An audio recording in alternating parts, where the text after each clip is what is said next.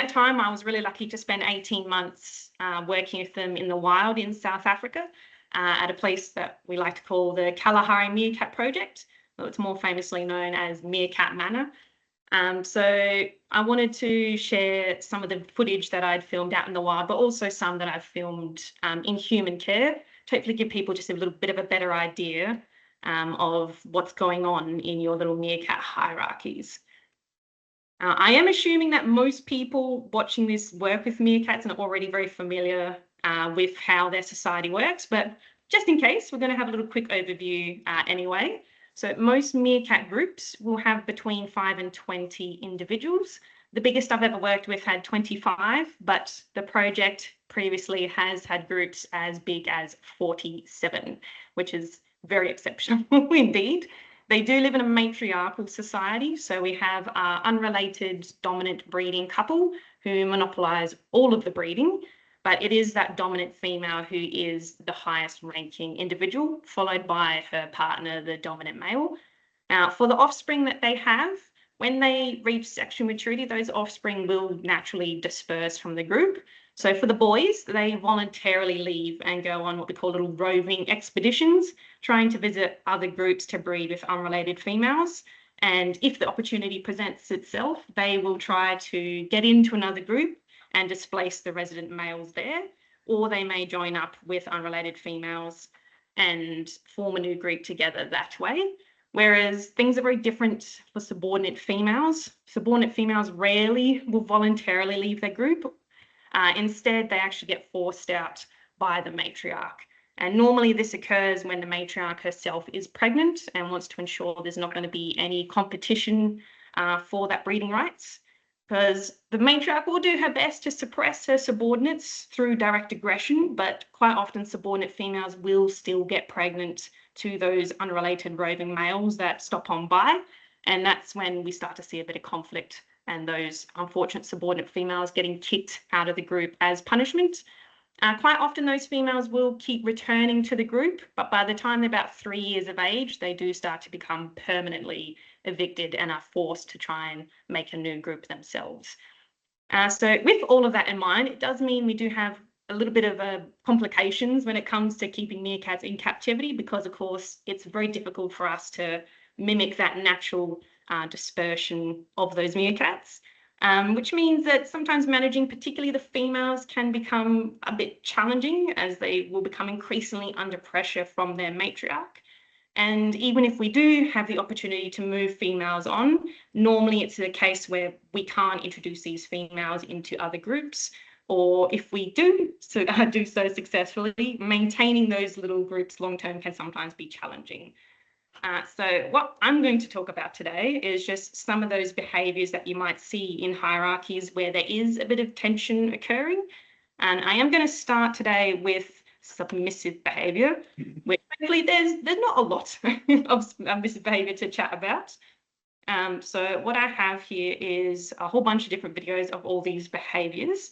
I am going to start with just the basic submission. So this is what you would most commonly see in your subordinates when there's not really any tension. This is just giving you information to say, yes, this individual is submitting to this other meerkat. I will say this video is really, really quick, but let's see if it's going to work for us. I will play it a few times so everyone can hopefully capture that behavior done. So it's this little female here that you're watching. So that bowing of the head, that ducking down, and that little boop, boop, boop, boop noises that she's making, that is your basic submission. So that's your very standard, yep, I am submitting to you, you're the boss. Again. So that is that behavior there. Whereas when things are getting a little bit more intense or a little bit more urgent, those subordinate animals will move on to groveling. So groveling behavior is when they will make much longer submission calls, often a bit more higher pitched, and sometimes will do some other behaviors as well, such as pawing at the more dominant individual, or just repeatedly ducking their head down and following that individual around, making those calls almost non-stop. So I'll start with the video of our little zoo meerkats here, demonstrating that pawing behavior.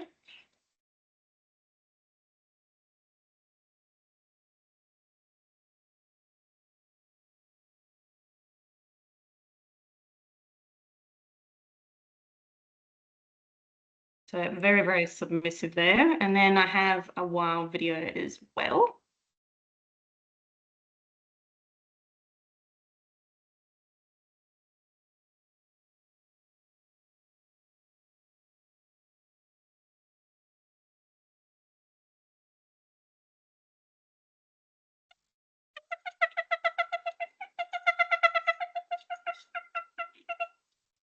Now, I didn't mention it before the videos, but, but this individual here was the submissive one, and then this individual here was the submissive one as well.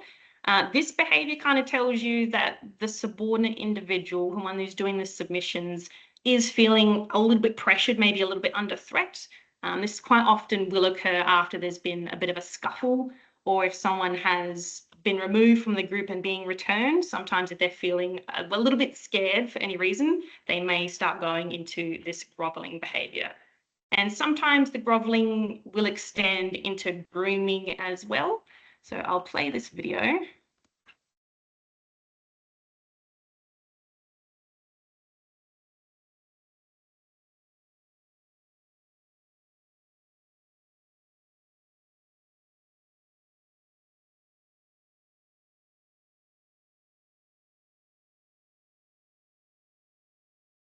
So the key here is listening out for those calls. Often when they are doing submissive grooming, they'll be wrapping themselves around the dominant's head and presenting their genitals to them and basically kind of just looking like they're annoying them with the amount of grooming they're doing.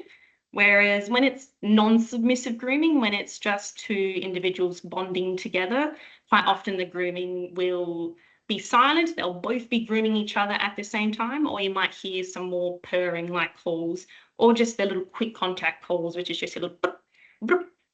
Whereas this particular grooming, this is submissive with those calls.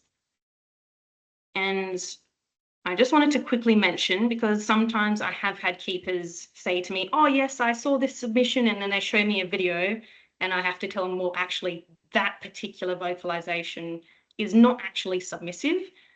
We call this the chatter, and this is just the meerkat's way of saying, go away, stop it, leave me alone.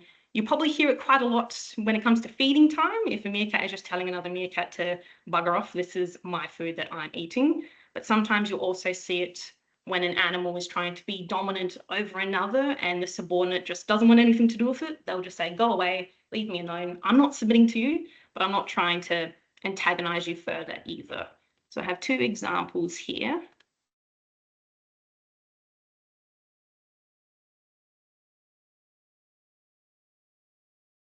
And then our other one.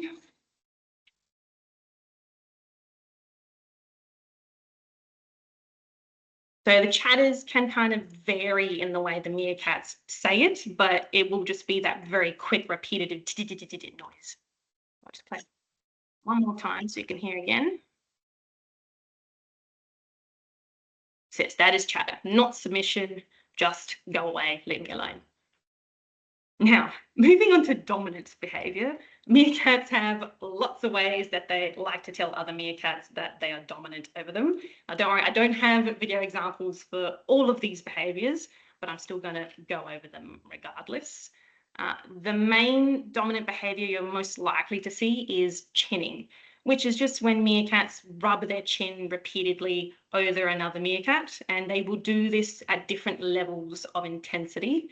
So we'll start with the lowest intensity. So going back to these two boys here.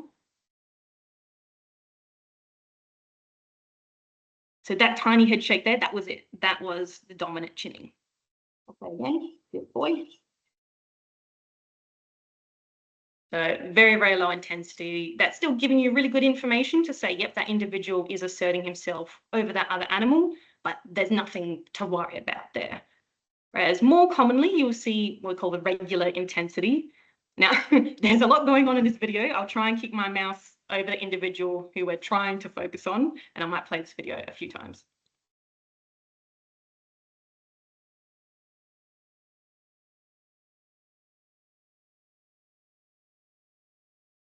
So this is deer dominant male Finnick. He's just asserting himself over one of the subordinate males.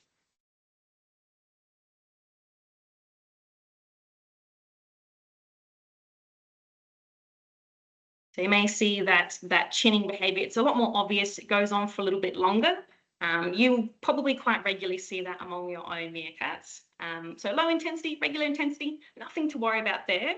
It's when you start to see the high intensity that, I mean, don't get worried, but just monitor the meerkats a bit more closely, as it means there is just a bit more tension going on. So this was filmed in a zoo behind the scenes.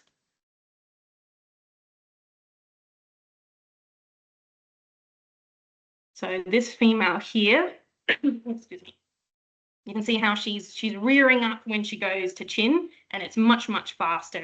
It's much more urgent.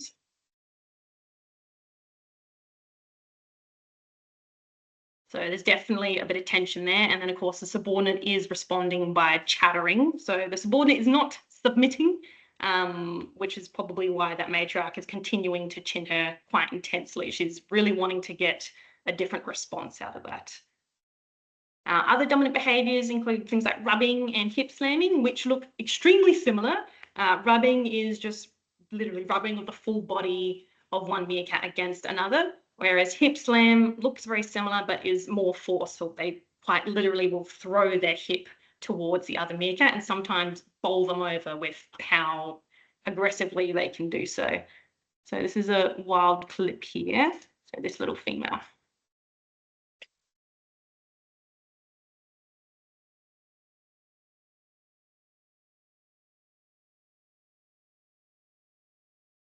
So just for context, this was a female that had been evicted from the group and was trying to get back in, but this group of females was not accepting her, hence why we have this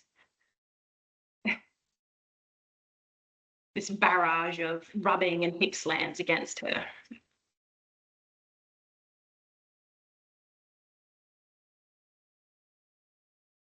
Now, next up, we have anal marking and scent marking.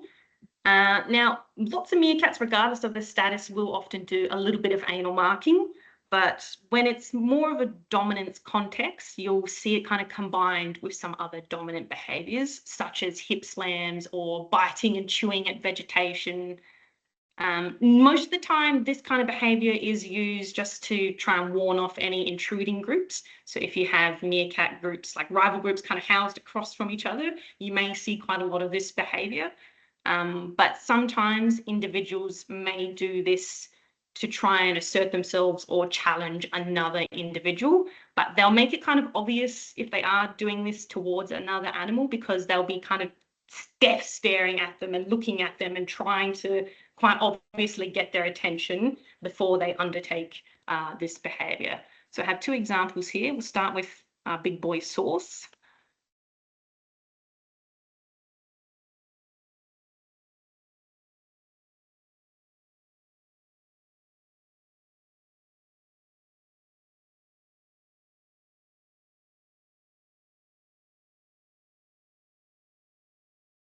So it's not just the going and doing like, oh, one anal mark and then carrying on. It's I'm going to anal mark and then I'm going to bite something, I'm going to rub against something, I'm going to hip slam something. That combination is quite domineering behavior.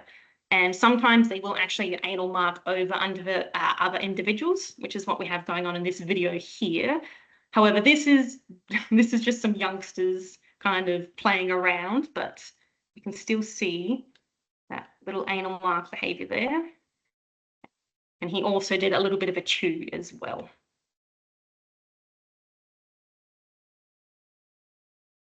But in that situation, there's nothing concerning going on. They're being very young. They're being a little bit playful about it. It's still a dominance behavior, but yeah, they're more so kind of just testing the waters and learning how to be adult meerkats, essentially. Now, I love this video. This is hilarious. This is filmed behind the scenes at one of the previous zoos I worked at. Excavation is a dominance behavior that includes doing very rapid digging or pouring at the earth, accompanied by doing a death stare or having the tail raised or half raised, and doing that anal marking or scent marking behavior. So just for context, this was the response of a matriarch when I presented her with the feces of her rival, who she hadn't seen in more than a year. But upon smelling the feces of her rival, this was her reaction. Tiny like,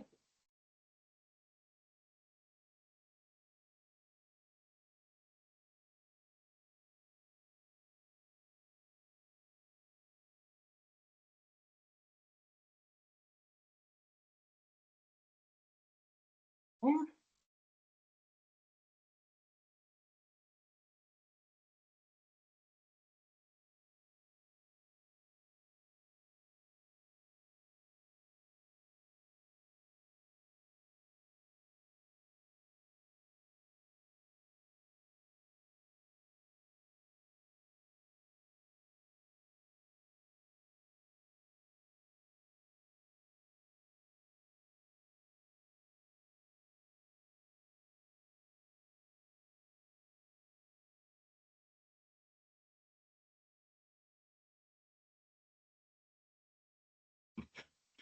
So you could see that she wasn't really focusing on digging. She was kind of looking like she was having a rampage.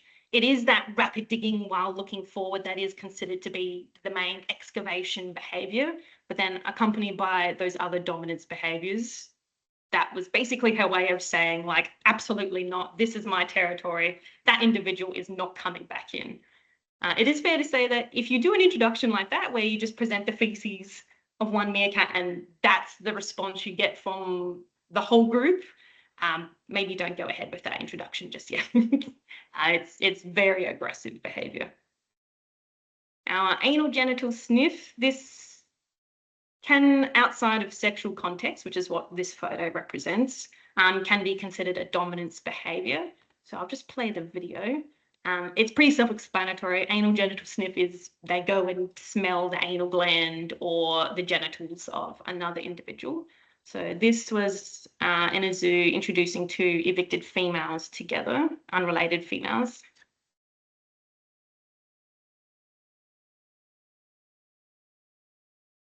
So you might have seen at the end there when she tucked her nose in, that's the anal genital sniff behavior.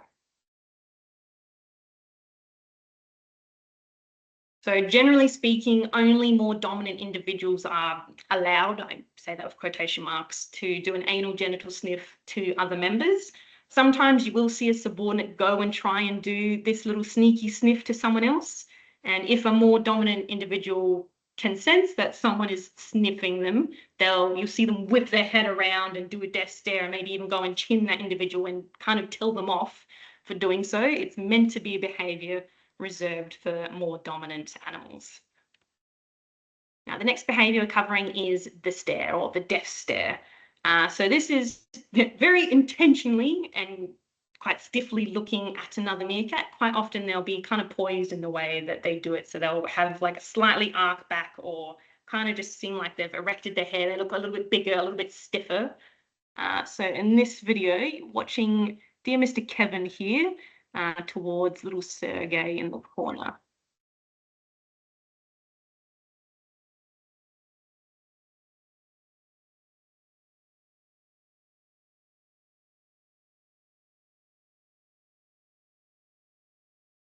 So you may have seen there was 3 times there where he did that stare, where he very intentionally looked towards Sergey. Sergey isn't submitting, he's just turning his head away. He can sense what's happening and just trying to avoid getting a more dominant reaction out of Kevin. I'll just play one more time. The big female who comes in from this side, that is the matriarch who kind of comes in, and to be honest, I don't actually know if she's telling Kevin off or if she's just being a little bit food aggressive because I haven't actually fed them yet. Play one more time. And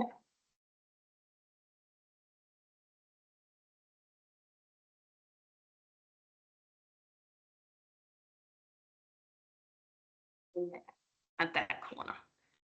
So it's not considered to be a very aggressive dominant behavior, but it does mean that there is a little bit of tension there. Now, a more aggressive response is the charge, which is when an individual will run very quickly or sometimes briefly at another animal and quite often will strike at them or even do a spit call. So let's play this video now.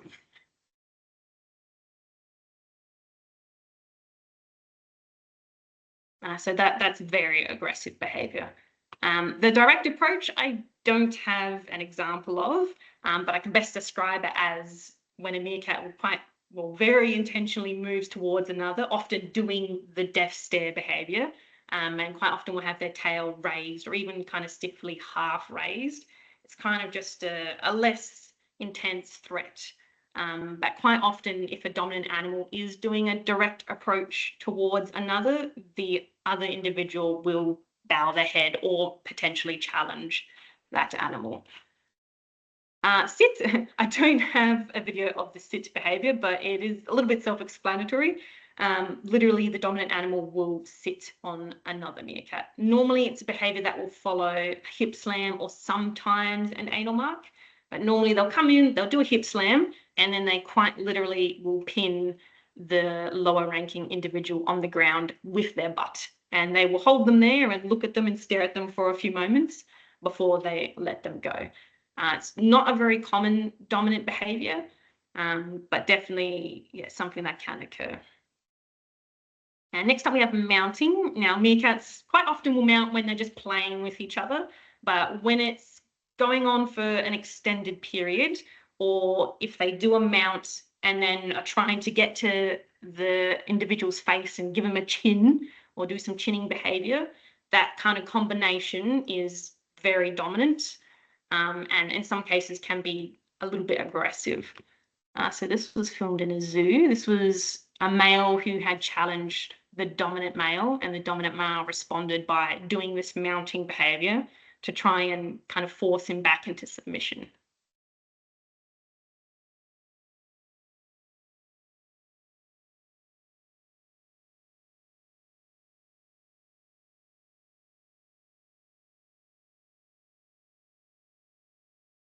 Now, the other two individuals in that video are just the two females who are sort of getting involved, trying to kind of support their preferred male, but not really committing to it entirely. I'll just play one more time.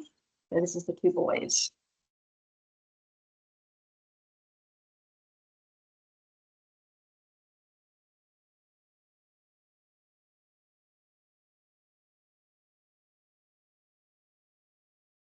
And then last of all, now I've got many photos of evictions happening, but I've never been able to film it myself. So I've had to just borrow a little clip from good old Meerkat Manor to demonstrate what an eviction is. This is kind of worst case scenario where an animal is being attacked by another, and the attacker is specifically targeting the base of the tail or sometimes along the tail itself. And that's kind of mostly the matriarch's way of saying that I want this animal kicked out of the group. Normally, I wouldn't use clips from documentaries because we do know that they like to put dramatic music or over dramatize it. But thankfully, this is actually quite a good clip that Meerkat Manor captured.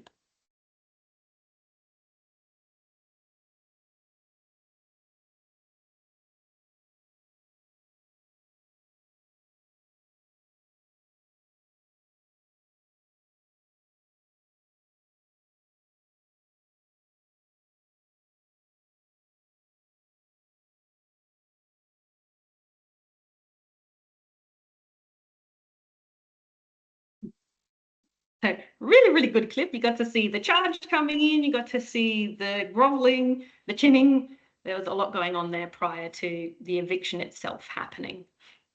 Now, this is going to lead us on to the behaviors that we don't really want to see in our groups, and that is the competitive behaviors. There's not too many videos here, but we'll start with the naz-naz and the rearing. So naz-naz just means nasal to nasal. It's when two meerkats chinning each other at the same time. Whereas the rearing is when they kind of go up on their back legs, they rear up, and sometimes they do like a spit call at the other meerkat. This is direct challenging behavior. Sometimes the nasal to nasal can be used in not very intense contexts. So you might get two low ranking animals or two subordinate animals do a nasal to nasal kind of very briefly. And in that case, it tells you that, there's not a clear dominant animal in that situation, but they're not competing yet. But if you have nasal to nasal combined with the rearing behavior, that means that those individuals are potentially preparing to actually have a big fight with each other. So I'll show this video first. So we're watching these two ladies here.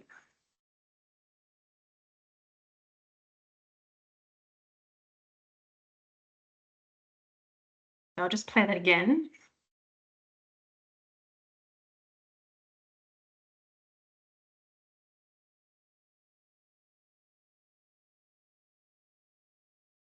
I'm hoping that you could have seen the moment where they both reared up to each other and were both chinning at the same time. This was filmed a couple hours before these two girls had quite a big fight with each other. Sometimes the rearing can be a little bit more obvious if I show this video. If we want to cooperate. I'm not sure if that's working for you guys. It's not working for me. But essentially, we have this female here. She just goes up on her back legs and does a bit of a spit call to the other individual in the burrow. That one might be a no-go. That's okay. Moving on to hip slam and chin.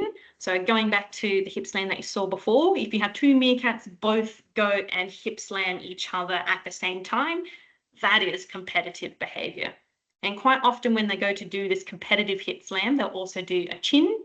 Now the difference, it's just terminology, but the difference between chin and chinning is chin is just a single swipe, a single once over where they both quickly rub their chin once against each other, and that's it. But it does look really similar. To be honest, this is just the terminology that we used at the Kalahari Meerkat project to differentiate between these subtle differences. But yeah, let's play the video.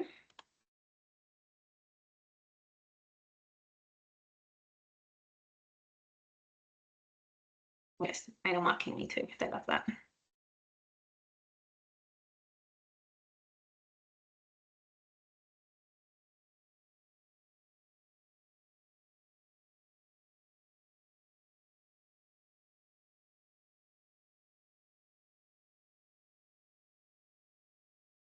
So at this stage, not very intense. Just for context, this was two brothers who had just joined up with some evicted females and were kind of starting to challenge each other a bit. Yeah, not intense at this stage. It's when you start seeing the naz and the rearing, that means it's getting more intense and getting to a potential fight situation. Now, I have included videos of fights occurring just so you can kind of get a bit of an idea of when it is a fight, when it is a bit more serious. Going to start with the video filmed in a zoo here. So just for context, this is three females who are competing with one another. There is a matriarch in this group, but that hadn't stopped these three subordinate females from challenging each other. And I wanted to include this video just because it shows how quickly sometimes these fights can begin. So we're watching this female and this female in the background.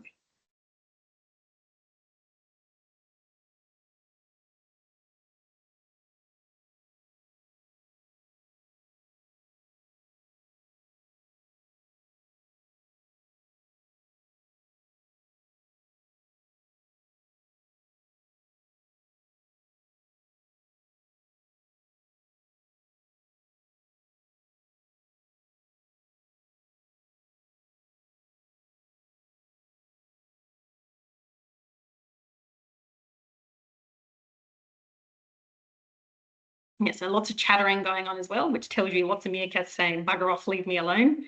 Thankfully, these three females, I didn't intervene, I just let them sort it out. And that was about 2 years ago that happened. Those three females are still living together today. They did sort out their differences in the end. The rest of the group in that scenario were trying to intervene to kind of stop the fighting. Whereas if you have everyone in the group all attacking the same individual, then that tells you something different. That means things aren't going quite as well, and then it might be time to intervene in that circumstance.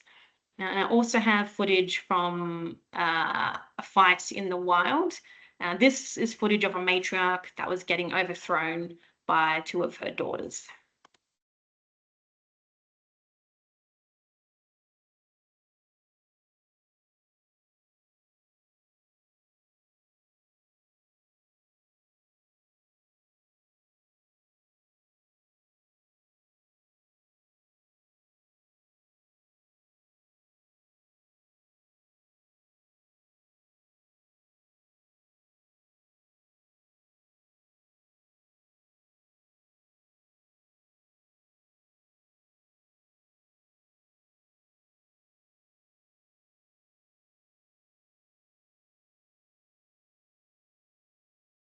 Now, that poor matriarch, she did end up having her face and her chest ripped open, but she survived and she actually was able to eventually overthrow those daughters again and become matriarch again. So happy ending for what looked like a really terrible situation. But I just thought it was important to include those videos so you could actually see what an actual meerkat fight does look like. So when we do get to that stage as keepers, what do we do? I'm sure most keepers already have a really good idea about how to manage social situations with other species. Same can apply to meerkats, things like doing a lot more frequent food scatters, especially if it's food that they have to work a little bit harder for. Things like crickets and cockroaches work really, really good. Increasing enrichment provided. If it's going to be novel enrichment, then I actually would double the amount of novel items that you give to the group. So if you have a group of 5, put 10 novel items in, just because if you don't put enough enrichment in, you can actually kind of make the situation worse by having them fight over items. Preferably with enrichment, I would go things like doing really big furniture shuffles, adding in logs that they can quite easily dig apart and rip apart. Putting in different substrate or browse. Browse can be a good one because then they can go do that anal marking, bite and chew and rip the browse apart, which kind of takes a little bit of pressure off of them doing that behavior onto other individuals instead. And then also covering the habitat in different smells, where we have roses, essential oils I've used, wool, feathers, sometimes feces from ungulates, anything that can just completely change the environment and hopefully just take some of the attention away from the tension that's going on in that hierarchy.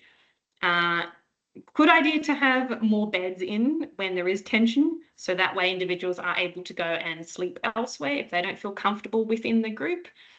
Sometimes I have also gone and presented a predator or a large animal that they normally wouldn't see. So I've used things like walking a dog past, I've walked a goat past, I've taken a koala down, I've taken a snake down. I personally have never used a raptor, but if you have a restraint or harness raptor, that's also an option you can use, just as long as it is done safely. And I don't mean take it into the enclosure, I mean just walk it past so the meerkats can see.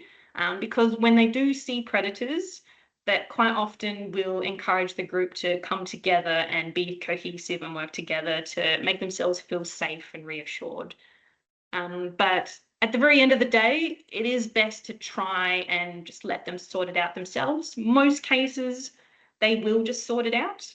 Yeah, but I guess yes, every case is so unique and different. It's yeah, do the best you can. But anyway, that comes to the end of my presentation today. So thank you all so much for watching. I do hope that's helped give you a bit of a better idea of what your meerkat behaviors mean. I have included my email address there, so if anyone does have any questions at all, feel free to ask me, or if you even have maybe some footage of certain meerkat behavior that you're not so sure about, feel free to send it to me. I'll be more than happy to try and help you understand what that is.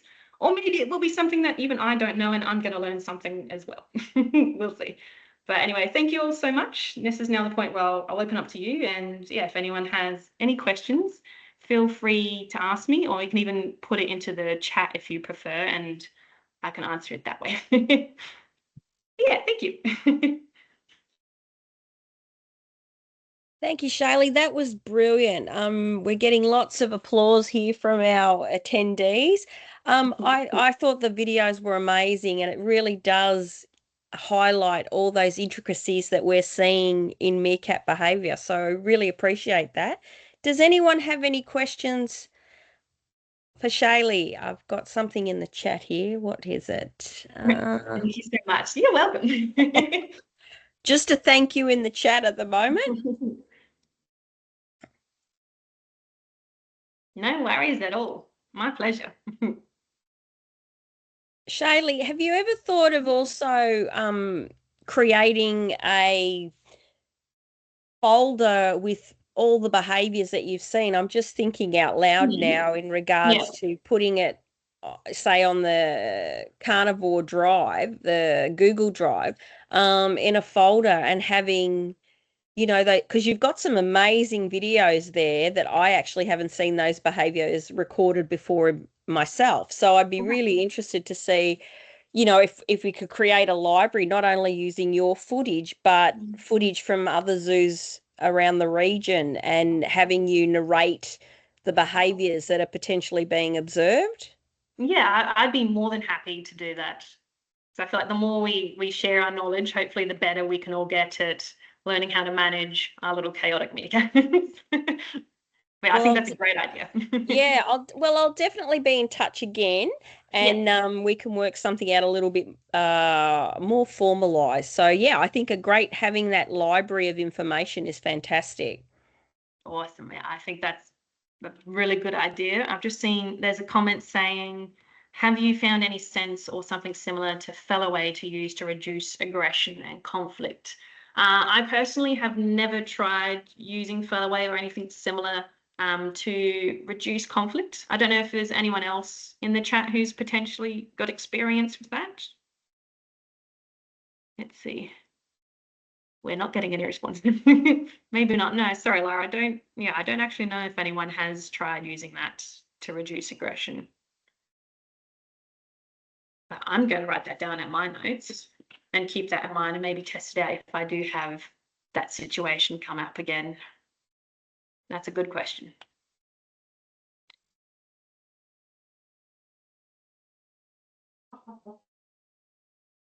Now, does anyone else have any questions?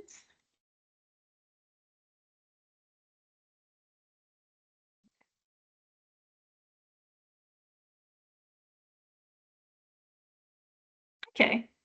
So Lara just said they have used Fellaway and that has helped. Okay, awesome. In that case, I'm definitely keeping that in mind for next time. Thank you.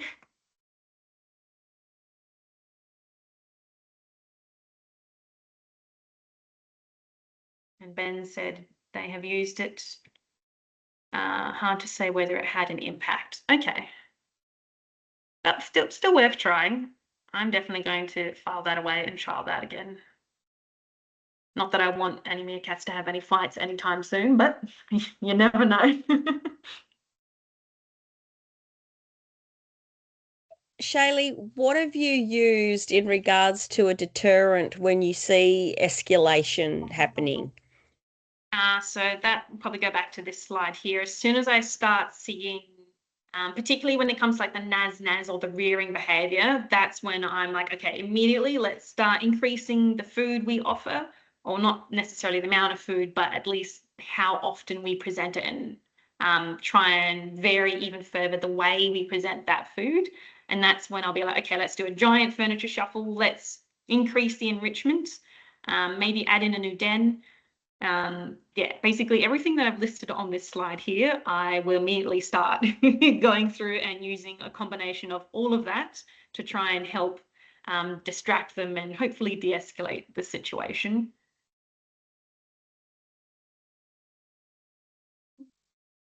Does anyone have any final questions for Shaylee about or comments about meerkats and the care of meerkats in captivity they'd like to share? I will say that I know some facilities have had success using hormonal suppression in females to help try and reduce aggression, particularly aggression from matriarchs to subordinates. It is something we tested in wild meerkats as well. They were doing studies using Depo-Provera, I hope I pronounced that properly, DPP, which is a short-term hormonal implant that would stop them from breeding for 3 months. When we tested this in wild meerkats, we did find that subordinate animals who had been implanted would not get evicted and had significantly reduced aggression targeted towards them. But in the case where we had implanted a matriarch without implanting any of the daughters, we had increased aggression among the daughters.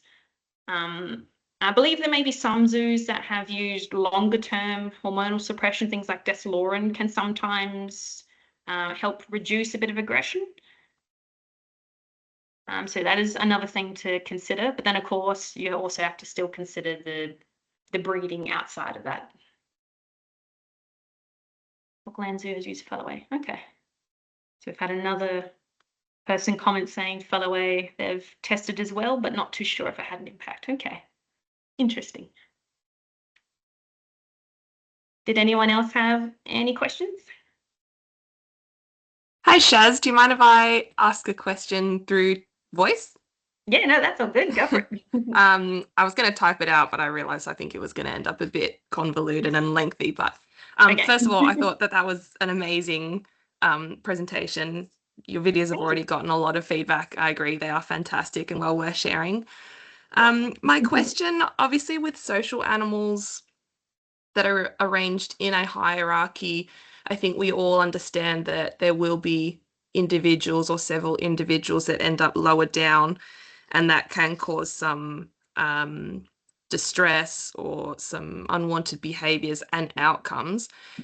In a Mm. species such as meerkats, who, as you've demonstrated, can be very, very complex in their communication and their ordering of their hierarchy, have you ever experienced a time when you've made the call or you've gathered enough evidence to say that there are individuals or a particular individual that is no longer thriving in that setting, but is Mm. actually um, experiencing a lot of detriment due to their placement in the hierarchy? And if so, have you ever had to proactively intervene rather than reactively respond? Yes, I have had that situation before. It was a situation where it was quite an unnatural grouping. We had three sisters and then an older, completely unrelated female, and then also a completely unrelated male, all housed together. And one of those sisters, the lowest ranking subordinate female, was repeatedly receiving a lot of aggression, to the point where she would quite often spend months over away from everyone else. Most of the time, she would be extremely submissive, sometimes even towards keepers. That's kind of been the only situation where I've said it probably would be better to remove this female and give her maybe some non-breeding males to be housed with. But that's the only time where I've been in that situation. But I do believe it's more of a result of having quite an unnatural grouping. I feel like in most like families where it is matriarch, her breeding male, and then all their offspring, you wouldn't normally see quite that level of aggression, the point where they're almost living separately from the family. Um, yeah, it's a bit of a tough one. Yeah. I hope that's a good enough answer. It's great insight. Yeah, it was perfect. Thank you very much. No worries. Did anyone else have any questions?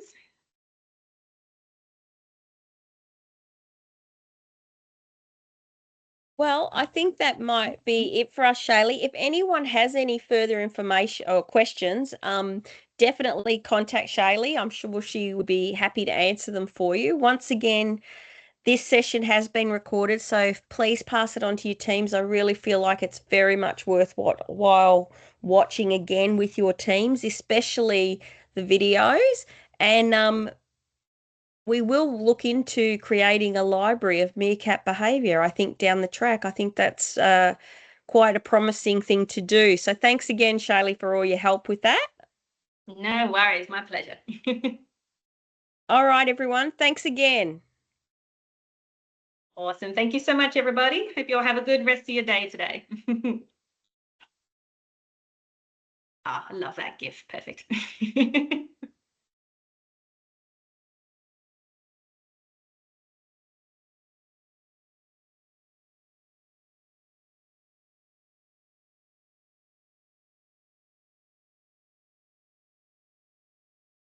All right. Yeah. All right. All done. I think we're done. Thanks, Shaylee. That was honestly, that was probably one of the best ones we've organised. So thank Oh, you very awesome. much for that. No Yeah, worries. Thank you so much. really good. And I will be in contact with you about that if you're keen Yeah, absolutely. to do something in that space. I think that's a really worthwhile thing to do. Awesome. Yeah, I have so many more videos where they come from, particularly of like other behaviors outside of social, like a lot of foraging behaviors. And there's so much that I'd really love to share. Because yeah, going out and getting to work with them in the wild, it really opened my eyes to Yeah. yeah, how they do actually survive out there. And I'd love to be able to share that information with everyone because I feel like it could help us with how we manage meerkats, hopefully. No, absolutely. Look, carnivore tag, one of my Mm, biggest desires was absolutely for education and sharing information, and that's yeah. why we started these drop-ins. But I think this is a really good example, especially because there are so many issues around social carnivores. Yes. Yeah. And we've got to start somewhere, and every collection has meerkats. So why Mm. not really do a deep dive into meerkat behavior and have these educational opportunities so everyone can share videos and have you interpret for us if Mm. that's something you would be interested in doing. Yeah, absolutely. I'll be more than happy to. All right, Charlie, I will be in contact. Thank you again. Enjoy the rest of your weekend. No worries. Thank you so much. Take We'll care. chat soon. Bye. See ya.